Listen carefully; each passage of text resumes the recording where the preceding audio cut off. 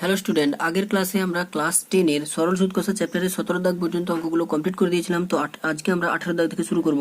তো 18 দাগের অঙ্কটা কি আছে দেখো। কোনো ব্যাংকে বার্ষিক 5% হারে সরল সুদ দেয়। ওই ব্যাংকে দীপুবাবু বছরের প্রথমে এত টাকা জমা দেওয়া 3 মাস পরে 3000 টাকা তুলে নিলেন এবং টাকা তুলে নেওয়ার 3 মাস পরে আবার তিনি 8000 টাকা জমা দিলেন। ওই বছরের শেষে দীপুবাবু সুদে আসলে কত টাকা পান। তাহলে আমাদের সুদে আসলে কত টাকা পান বের করতে হবে। তো তোমরা এই ভিডিওটা দেখার আগে তোমরা যারা আগের ভিডিওগুলো দেখোনি তারা কিন্তু আগের ভিডিওগুলো দেখে নেবে, নাহলে তোমরা কিন্তু এই ভিডিওগুলো বুঝতে পারবে না। তো আজকে আমরা শুরু করব 18 দাগের অঙ্ক থেকে। তো 18 দাগের অঙ্কতে যেটা আমাদের বলেছে, এখানে 3 মাস অন্তর অন্তর কিছু কিছু সুদ আমরা বের করব, মানে 3 মাস অন্তর অন্তর আমরা সুদ বের করব, দিয়ে 3বার যে সুদটা পেয়েছে সেই 3বারের সুদটা আমরা মোট যোগ করব এবং তার সঙ্গে আসলটা যোগ করব, কারণ আমাদের সুদে আসলে চাইছে। তাহলে আমরা আর সুদের হারটা কিন্তু সব ক্ষেত্রেই সমান। তাহলে আমরা ফার্স্ট যখন আসল 15,000 টাকা তখন সুদটা আমরা বের করব। তাহলে যখন আসল 15,000 টাকা তখন মোট সুদ, দেখো যখন আসল 15,000 টাকা তখন 3 মাসের, আচ্ছা যখন আসল 15,000 টাকা তখন 3 মাসের মোট সুদ, এখানে 3 মাসের কথাটা উল্লেখ করতে হবে। তাহলে 3 মাসের তখন মোট সুদ, তাহলে 3 মাসের, কারণ প্রথম 3 মাস পর তিনি 3,000 টাকা তুলে নিয়েছেন, তার মানে 3 মাস পর্যন্ত তার কিন্তু 15,000 টাকা কেটেছিল। তাহলে সেই প্রথম 3 মাসের সুদটা আমাদের বের করতে হবে। তাহলে প্রথম 3 মাসের মোট সুদ আমরা I1 ধরলাম। I1 এক্ষেত্রে পি মানে আমাদের হচ্ছে 15,000, কারণ প্রথমে তার টাকা ছিল 15,000। এবার আর সব ক্ষেত্রেই সমান 5% 5। এবার দেখো সময়টা এখানে কিন্তু 3 মাস, তো 3 মাস মানে আমাদের কত, 3-এর 12, কারণ আমি তোমাদের আগেই দেখিয়েছি যে 3 মাসকে কি করে বছরে করতে হয়, আর আমরা সবসময় বছরে নির্ণয় করব। তো যারা আগের ভিডিও দেখোনি তারা আগের ভিডিওটা দেখে নাও, তাহলে বুঝতে পারবে। কারণ 12 মাসের মধ্যে এখানে 3 মাস, তবেই কত, 3-এর 12 বছর। বাস, এবারে আমাদের বাই 100 PRT বাই 100 হয়, তাহলে বাই 100, তো এই একটা শূন্য, এই একটা শূন্য, আর এই একটা শূন্য, এই একটা শূন্য কেটে গেল। তাহলে তারপর যদি আমরা এটাকে কাটি, তাহলে 3 4 12, তারপরে হচ্ছে 2 দিয়ে কাটলে 2 দুগুণে 4, আর এটাকে 2 দিয়ে কাটলে 2 7 14, একে 15, 2 5 10। তাহলে আমাদের হচ্ছে 75 গুণিতক 5/2 এত টাকা। তো এটাকে যদি আমরা ক্যালকুলেশন করি তাহলে আমাদের হচ্ছে 187.50 টাকা, 187.50 টাকা। তো দেখো যখন আমাদের 15,000 টাকা ছিল তখন কিন্তু আমাদের সুদটা বেরিয়ে গেল 187.50 টাকা। এরপরে বলেছে দেখো 3 মাস পর 3,000 টাকা তুলে নিলেন, মানে তার কাছে ছিল 15,000, সেখান থেকে 3,000 তুলে নিলেন। তাহলে 3 মাস পরে তুলে নেন 3,000 টাকা, ঠিক আছে। 3 মাস পর তিনি 3,000 টাকা তুলে নেন, তাহলে তখন আসলটা, তাহলে তখন আসল কত হবে দেখো, 15 ছিল, মোট ছিল 15,000, সেখান থেকে তিনি 3,000 টাকা তুলে নিলেন, তাহলে তখন আসল কত হবে 12,000 টাকা, ঠিক আছে। তারপরে কি বলেছে দেখো, তারপরে টাকা তুলে নেওয়া 3 মাস পর, মানে কি 12,000 টাকাটা আবার 3 মাস পর 3 মাস পর্যন্ত খাটলো, আবার তিনি 3 মাস পর কিছু একটা করেছিলেন, তো সেটাতে আমরা পরে যাইনি। তাহলে 12,000 টাকার মোট সুদ, তাহলে যখন আসল 12,000 টাকা তখন 3 মাসের সুদ, তাহলে 3 মাসের সুদটা আমরা বের করব। তাহলে তখন 3 মাসের সুদ I2 সমান কত হচ্ছে আমাদের PRT/100, P মানে হচ্ছে 12,000 ইন্টু আর মানে হচ্ছে 5, আর সময়টা 3 মাস মানে 3-এর 12 বছর বাই 100। তো আমরা যদি কাটাকাটি করি তাহলে এই দুটো শূন্য কাটা গেল, 12 দিয়ে কাটলে 12 একে 12 শূন্য, তার মানে আমাদের হচ্ছে 10 5 50 ইন্টু 3, তার মানে 5 3 15, 150 টাকা, ঠিক আছে। তাহলে যখন আসলটা ছিল তার 12,000 টাকা তখন কিন্তু সে সুদটা পেল কত, 150 টাকা, ঠিক আছে। এরপরে দেখো, এরপরে কি বলেছে দেখো, এরপরে বলেছে 3 মাস পর আবার তিনি 8,000 টাকা জমা দিলেন, মানে এই 3 মাস 12,000 টাকা খাটার পর তিনি কিন্তু আবার 8,000 টাকা জমা দিয়েছেন। তাহলে আবার 3 মাস পর তিনি 8,000 টাকা জমা দেন, তখন আসল, তাহলে 3 মাস পর যখন তিনি জমা দিলেন তখন আসল কত হবে, ছিল 12,000, কারণ 3 মাস আগে তো তার 12,000 টাকা ছিল না। তারপর 3 মাস এই 12,000 টাকা খাটার পর তিনি আবার কি করেছেন, আবার 8,000 টাকা জমা দিয়েছেন, তাহলে 8,000 কি হবে, যুক্ত হবে, তাহলে আমাদের হচ্ছে কত এখন 20,000 টাকা, ঠিক আছে। তাহলে 3 মাস পর তার 20,000 টাকা। তাহলে দেখো প্রথম ক্ষেত্রে 3 মাস খাটলো 15,000 টাকা, বাকি 3 মাস খাটলো 12,000 টাকা, আর 20,000 টাকা, তাহলে কতদিন খাটবে, তাহলে 3 মাস 6 মাস হয়ে গেল, আর মোট 1 বছরের জন্য খাটবে, তাহলে এই 20,000 টাকাটা বাকি 6 মাসের জন্য খাটবে, কারণ 3 3 6 মাস হয়ে গেল, আর পড়ে থাকলো 6 মাস। তাহলে এবারে আমরা বের করব 20,000 টাকার 6 মাসের সুদ। ঠিক আছে, তাহলে 6 মাসের সুদ, এটাকে আমরা ধরে নিলাম I3। ঠিক আছে, I3 সমান আমাদের পি এক্ষেত্রে হচ্ছে 20,000 ইন্টু আর, তো সব ক্ষেত্রেই সমান 5 ইন্টু এখানে সময়টা কিন্তু 6/12, কারণ 6 মাসের জন্য, বাই 100। তো এটাকে যদি আমরা কাটাকাটি করি তাহলে এই দুটো শূন্য কাটা গেল, 6 দিয়ে কাটলে 6 দিয়ে 12, এই 2 দিয়ে কাটলে 2 1 2 0 0। তাহলে আমাদের হচ্ছে 100 ইন্টু 5 সমান হচ্ছে 500 টাকা। ঠিক আছে, তাহলে দেখো আমরা কিন্তু এই ক্ষেত্রে 3 ক্ষেত্রে সুদটা পেয়ে গেলাম। ঠিক আছে, তো আমরা মোট সুদটা এবার হিসাব করব। তাহলে অতএব মোট সুদটা আমাদের কত হবে? I1 plus I2 plus I3। আর প্রথম আমরা পেয়েছিলাম 187.50 টাকা, তারপরে আমরা পেয়েছিলাম 150 টাকা, আর লাস্ট আমরা পেলাম 500 টাকা। ঠিক আছে, তাহলে এই তিনটেকে যদি আমরা যোগ করি তাহলে আমাদের এখান থেকে বেরোচ্ছে 837.50 টাকা। এটা আমাদের হচ্ছে 837.50 টাকা। কিন্তু দেখো, কিন্তু আমাদের অঙ্কে এটা চাইনি, 837.50 টাকাটা চাইনি, এটা তো আমাদের সুদ। আর আমাদের অঙ্কে চাইছে কত? সুদে আসলে কত টাকা পান, আর তার লাস্ট আসল কত ছিল? লাস্ট আসল ছিল কত? 20,000। তাহলে এই 20,000 টাকাটা এর সঙ্গে কি করতে হবে? যুক্ত করতে হবে। তাহলে অতএব তিনি সুদে আসলে মোট 20,000 যুক্ত 837.50 টাকা সমান 20,837.50 টাকা, 837.50 টাকা সুদে আসলে পাবেন। ঠিক আছে, তো আমি তোমাদের পুরো অঙ্কটা আরেকবার প্রথম থেকে দেখিয়ে দিচ্ছি, কারণ অঙ্কটা অনেকটাই বড়। আর আশা করি তোমরা বুঝতে পারছো। প্রথম 15,000 টাকা তিনি 3 মাসের জন্য খাটিয়েছেন, তারপরে তিনি 3,000 টাকা তুলে নেওয়ায় 12,000 টাকা তিনি বাকি 3 মাসের জন্য খাটালেন, এবং তারপর ওই 12,000 টাকার সঙ্গে তিনি আবার 8,000 টাকা জমা করে সেটাকে তিনি কিন্তু বাকি 6 মাসের জন্য খাটালেন। তো এই যে তিনি 3 বার খাটালেন, তো আমরা 3 বার মোট সুদটাকে যোগ করলাম, এবং যেটা আমাদের লাস্ট আসল যেটা বেরোলো, মানে যেটাতে লাস্টে যেটা তার টাকাটা ছিল, সেই 20,000 টাকাটার সঙ্গে তিনি আসল সুদটা পাবেন। তো এই মোট টাকাটা তিনি সুদ আসল মিলে পাবেন। তো এটাই হচ্ছে আমাদের অ্যান্সার। আশা করি তোমরা বুঝতে পারলে। তো এরপরে আমরা নেক্সট অঙ্কে যাব। তো এরপরে দেখো আমাদের 19 দাগের অঙ্কটা কি বলেছে? রহমত চাচা একটি বাড়ি তৈরি করার জন্য বার্ষিক 12% সরল সুদের হারে 2,40,000 টাকা ব্যাংক থেকে ধার নেন। ধার নেওয়ার 1 বছর পর তিনি বাড়িটি প্রতি মাসে 5200 টাকায় ভাড়া দেন। ধার নেওয়ার কত বছর পরে তিনি বাড়ি ভাড়ার আয় থেকে ব্যাংকের সুদ সহ শোধ করবেন?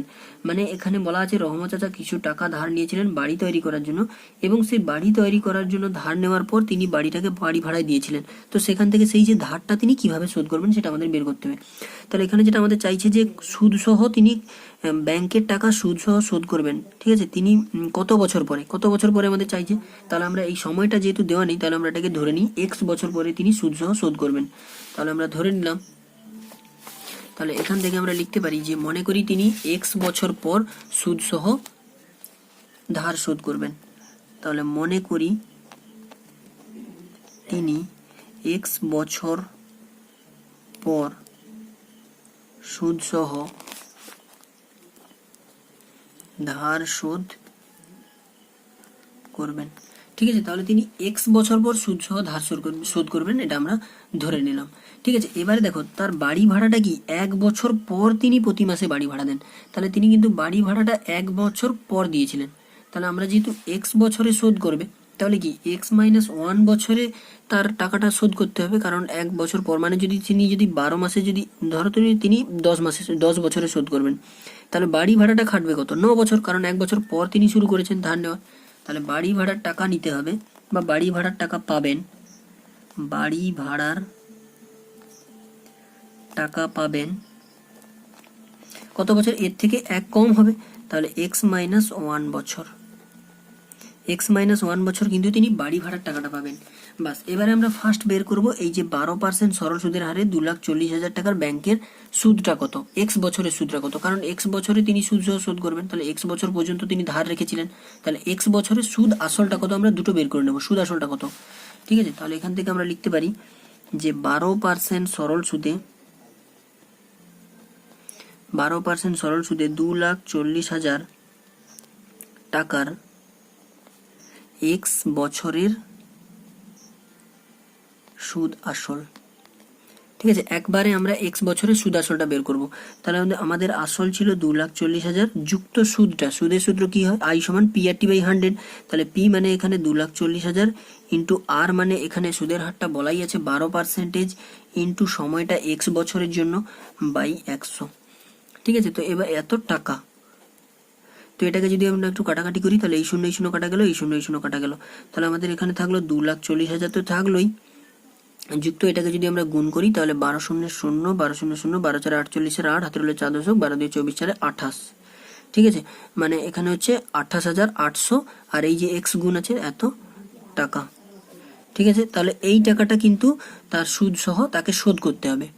ঠিক আছে, এবার দেখো, এবার তিনি বাড়ি ভাড়ার কত টাকা পাবেন এটা তো তিনি শোধ করবেন, এবারে তিনি বাড়ি ভাড়া থেকে কি করে টাকাটা আদায় করবেন সেটা আমরা বের করবো। তাহলে তিনি প্রতি মাসে ভাড়া দিয়েছেন দেখো 5200 টাকা, তাহলে আমরা এক বছরে হিসাব করতে পারি। তাহলে এক মাসে বাড়ি ভাড়া,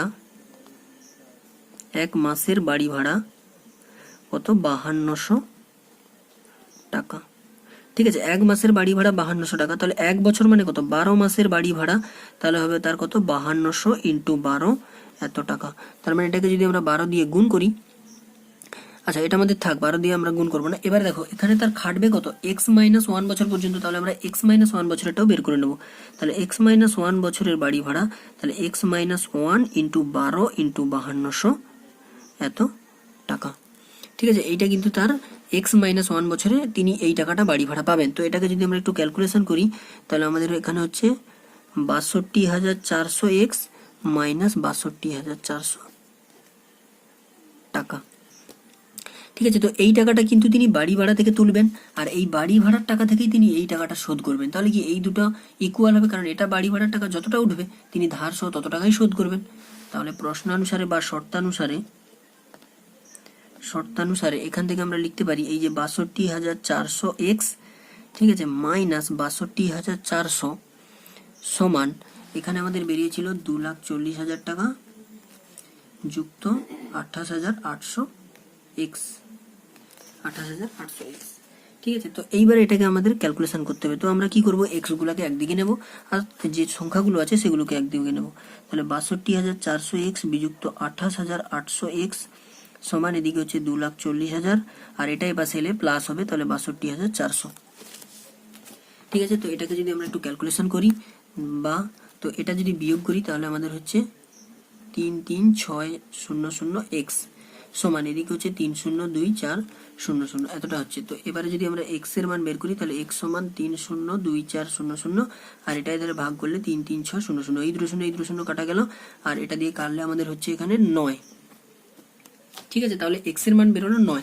তাহলে এখানে বলা ছিল কিন্তু দেখো তিনি x বছরে সুদ সহ ধার শোধ করবেন, তাহলে এখানে আমাদের x এর মান কত বেরোলো 9, তাহলে তিনি 9 বছরে সুদ সহ ধার শোধ করবেন। তাহলে অতএব তিনি 9 বছরে সুদ সহ ধার শোধ করবেন। তো এটাই আমাদের অঙ্কে প্রশ্নে চাইছিল আর এটা আমাদের বেরিয়ে গেল। তো আমি তোমাদের পুরো অঙ্কটা প্রথম থেকে আবার একবার দেখিয়ে দিচ্ছি, তো তোমরা পুরো অঙ্কটা একবার প্রথম থেকে দেখে নিতে পারো। ঠিক আছে, অঙ্কটা একটু বড় হবে আর আশা করি তোমরা অঙ্কটা বুঝতে পারছো। আর যদি বুঝতে পেরে থাকো তাহলে তোমরা কমেন্ট বক্সে জানাও, আর যারা ভিডিওগুলো বুঝতে পারছো না তারা আগের ভিডিওগুলো দেখে আসতে পারো, কারণ আগের ভিডিওগুলো না দেখলে কিন্তু তোমরা এই ভিডিওটা বুঝতে পারবে না। তো এর পরের কোশ্চেনে আমরা যাবো। তো দেখো 20 দাগের অঙ্কটা কি বলা আছে দেখো, রতিন বাবু তার 2 মেয়ের প্রত্যেকের জন্য ব্যাংকে এমন ভাবে টাকা জমা রাখেন যাতে প্রত্যেক মেয়ের বয়স যখন 18 বছর হবে তখন প্রত্যেক মেয়ে 1,20,000 টাকা করে পাবে। ব্যাংকের বার্ষিক সরল সুদের হার 10% এবং মেয়ের বর্তমান বয়স 13 বছর এবং 18 বছর। তিনি প্রত্যেক মেয়ের জন্য ব্যাংকে কত টাকা রাখেন। তার মানে দেখো এখানে তিনি 2 মেয়ের জন্য কিন্তু এত টাকা রেখেছেন এবং তাদের বয়স যখন 18 বছর হবে তখন কিন্তু তারা এই টাকাটা পাবে, এত করে পাবে। তাহলে এখান থেকে আমাদের কি এর যখন 18 বছর হবে তখন সুদটা বের করব, আর এর ক্ষেত্রে যখন 18 বছর হবে তখন সবৃদ্ধিমূলটা বের করব, এবং সেই দুটো কি 12 এই যে 1,20,000 সঙ্গে সমান হবে। তাহলে ফার্স্ট আমাদের এখানে বলা নেই যে তিনি কত টাকা রেখেছেন কোন মেয়ের জন্য, তাহলে আমরা ফার্স্ট ওইটা ধরে নেব যে ধরি তিনি ছোট মেয়ের জন্য x টাকা রাখেন আর বড় মেয়ের জন্য y টাকা রাখেন। তো সেটা আমরা ফার্স্ট ধরে নিই। তাহলে ধরি তিনি ছোট মেয়ের জন্য x টাকা রাখেন। ঠিক আছে, তো ছোট মেয়ের জন্য তিনি এক্স টাকা রাখেন এবং তিনি বড় মেয়ের জন্য ওয়াই টাকা রাখেন। ঠিক আছে, ছোট মেয়ের জন্য এক্স টাকা রাখেন এবং বড় মেয়ের জন্য ওয়াই টাকা রাখেন। তাহলে যখন ছোট মেয়ের, ছোট মানে কত, 8 বছর, তাহলে যখন তার 18 বছর হবে তখন তার সুদ আসলটা কত পাবে? তাহলে 18 বছর বয়সে ছোট মেয়ের প্রাপ্য সুদাসল বা সবৃদ্ধিমূল তোমরা যাই লিখতে পারো, কারণ সুদাসল মানেই সবৃদ্ধিমূল। তাহলে সেক্ষেত্রে দেখো তার আসলটা কত, এক্স টাকা জমা রেখেছিল, তাহলে এক্স যুক্ত এবারে সুদটা কত, আই সমান পি আর টি বাই 100, তাহলে এখানে পি আর টি, পি মানে হচ্ছে এক্স ইন্টু আরটা এখানে দুজনের ক্ষেত্রেই বলা আছে 10%, এবং সময়টা দেখো, সময়টা কিন্তু ছোট মেয়ের মানে তার এখন যদি 8 বছর বয়স হয় তাহলে 18 বছর পর মানে কত, তারা 10 বছরের জন্য খাটবে, মানে 18 বিযুক্ত 8 আর বাই 100 এত টাকা। ঠিক আছে, তো এটাকে যদি আমরা একটু ক্যালকুলেশন করি তাহলে এটা আমাদের হচ্ছে দেখো এক্স প্লাস এই যে হচ্ছে আমাদের এক্স গুণিতক 10 গুণিতক আর এই 18 থেকে 8 বাদ দিলে 10 বাই 100, তাহলে এই শূন্য এই শূন্য এই শূন্য এই শূন্য কাটা গেল, তাহলে আমাদের হচ্ছে এক্স প্লাস এক্স মানে 2x টাকা। ঠিক আছে, তাহলে দেখো ছোট মেয়ে কিন্তু 2x টাকা পাবে। তাহলে এখানে 2x টাকা পাবে মানে কত, 2x টাকাটা কার সঙ্গে সমান হবে, 1,20,000-এর সঙ্গে সমান হবে, কারণ প্রত্যেক মেয়ে কিন্তু এই টাকাটা পাবে, তাহলে ছোট মেয়েও নিশ্চয়ই ওই টাকাটা পাবে। তাহলে শর্তানুসারে ছোট মেয়ে ওই টাকাটা পাবে, তার মানে 1,20,000 টাকা। তাহলে এখান থেকে যদি আমরা বের করি তাহলে 2 দ্বারা ভাগ করলে হচ্ছে 2 6 12, তার মানে ছোট মেয়ে পাচ্ছে কত, 60,000 টাকা ছোট মেয়ে পেয়ে যাচ্ছে। তাহলে অতএব ছোট মেয়ে পাবে 60,000 টাকা। ঠিক আছে, তাহলে দেখো আমরা ছোট মেয়েরটা পেয়ে গেলাম। এবারে আমরা বড় মেয়েরটা হিসাব করব। তাহলে বড় মেয়েরটা কি করবো, 18 বছর বয়সে বড় মেয়ের প্রাপ্য সবৃদ্ধিমূল। তাহলে 18 বছর বয়সে বড় মেয়ের প্রাপ্য সুদাসল। ঠিক আছে, তাহলে দেখো বড় মেয়ের ক্ষেত্রে আমরা ধরেছিলাম কত, আসলটাকে ওয়াই, তাহলে ওয়াই প্লাস তার হবে কত, পি আর টিপি মানে ওয়াই ইন্টু আর মানে 10, এবং তার সময়টা কত, বড় মেয়ের এখন বয়স দেখো 13 বছর, তাহলে তার 18 বিযুক্ত 13 পর্যন্ত খাটবে, তাহলে 18 মাইনাস 13 বাই 100 এত টাকা। ঠিক আছে, তো এটাকে যদি আমরা ক্যালকুলেশন করি তাহলে ওয়াই প্লাস যদি আমরা 18 থেকে 13 বাদ দিই তাহলে আমাদের হচ্ছে 5, তাহলে 10 ইন্টু 5 বাই 100, তো একটা শূন্য কাটলাম, 5 দিয়ে কাটলে 5 2 10 এত টাকা। তাহলে এটা থেকে যদি আমরা ক্যালকুলেশন করি তাহলে ওয়াই প্লাস ওয়াই বাই 2 টাকা। তো এটাকে যদি আমরা একটু ভগ্নাংশে যোগ করি তাহলে আমাদের হচ্ছে 2y যুক্ত ওয়াই মানে 3y বাই 2 টাকা। ঠিক আছে, তাহলে দেখো বড় মেয়ে পাবে কিন্তু 3y বাই 2 টাকা, কিন্তু এখানে বলা আছে কি প্রত্যেক মেয়ে পাবে এত টাকা, তাহলে বড় মেয়ের এই টাকাটার সঙ্গে নিশ্চয়ই 1,20,000 সমান হবে। তাহলে শর্তানুসারে এই যে 3y বাই 2 সমান 1,20,000 টাকা। তাহলে এখান থেকে যদি আমরা 3 দিয়ে কাটাকাটি করি তাহলে 3 4 12, 1 2 3 4, তাহলে এই 2 দিয়ে গুণ করলে y সমান হচ্ছে 4 2 8, তার পেটে 4টা শূন্য মানে 80,000 টাকা। তাহলে বড় মেয়ে পাবে কত, 80,000 টাকা। তাহলে অতএব বড় মেয়ে পাবে 80,000 টাকা। ঠিক আছে, তাহলে দেখো দুই ক্ষেত্রেই আমাদের ছোট মেয়েরটা বেরোলো 60,000 এবং বড় মেয়েরটা বেরোলো 80,000। তো আমি তোমাদের পুরো অঙ্কটা আবার একবার প্রথম থেকে দেখিয়ে দিচ্ছি, তো তোমরা পুরো অঙ্কটা ভালো করে একবার দেখে নিতে পারো এবং অঙ্কটা ভালো করে তুলে নিতে পারো। আর যদি অঙ্কটা বুঝতে পেরে থাকো তাহলে কমেন্টে জানাও, আর যদি না বুঝতে পেরে থাকো তাও তোমরা কমেন্টে জানাও। আর যারা চ্যানেলে নতুন তো চ্যানেলটাকে সাবস্ক্রাইব করে নাও, কারণ এই চ্যানেল থেকে আমি তোমাদের পুরো ক্লাস 10 চ্যাপ্টারগুলো কমপ্লিট করব। তো আজকে আমরা এখান পর্যন্ত শেষ করলাম, তো পরের ক্লাসে আমরা বাকি এই চ্যাপ্টারের যে শর্ট কোশ্চেনগুলো বাকি আছে আমরা সেগুলো কমপ্লিট করবো।